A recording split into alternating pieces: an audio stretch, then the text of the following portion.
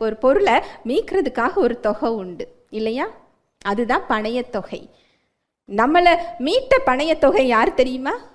இயேசு கிறிஸ்து தான் பணைய தொகை. அவர் காசோ பணமோ பொண்ணோ வெள்ளியோ கொடுத்தவர் என்ன செய்யல, நம்மளை மீட்கல. யார்கிட்ட இருந்து அவர் மீட்டார்? சாத்தானுடைய அடிமைத்தனத்திலிருந்து, ஆவிக்குரிய மரணத்திலிருந்து பணைய தொகையாக அவர் வெளிப்பட்டாராம். எவ்வளோ அன்பு பாருங்களேன் இல்லையா? இதை எதையாவது எதிர்பார்த்தவர் செஞ்சாரா அப்படின்னா இல்லை. அதை நம்ம கிட்ட டிமாண்ட் பண்றாரா, கட்டாயப்படுத்துறாரா? நான் உனக்காக இதை செஞ்சேனே, இனி எனக்காக என்ன செய்தாய்? நம்மளை கட்டாயப்படுத்துறாரா? It's a choice. அது நம்மளோட தீர்மானம் தான். அந்த ரட்சிப்பை பெற்றுக்கிட்டு அவரோட குரலை கேட்டு அவருக்கு பிடிச்ச வாழ்வும் நீங்க வாழ முடியும். உலகத்தோட ஒத்த வாழ்வும் நீங்க என்ன செய்ய முடியும்? வாழ முடியும். தேவனை அறியாத ஜனங்களுக்காகவும் அந்த பணைய தொகை என்ன செய்யப்பட்டிருக்கு? செலுத்தப்பட்டிருக்கு. நான் உனக்காக செலுத்தி இருக்கிறேனே, என்னை ஏன் ஏற்றுக்கொள்ளலன்னு சொல்லி அவங்கள கட்டாயப்படுத்துறாரா?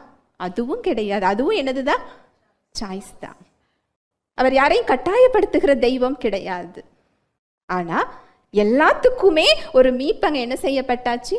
கொடுக்கப்பட்டாச்சு.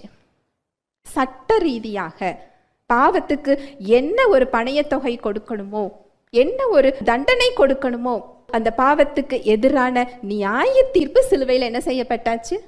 கொடுக்கப்பட்டாச்சு. ஹல்லேலூயா, பிரைஸ் தி லார்ட்.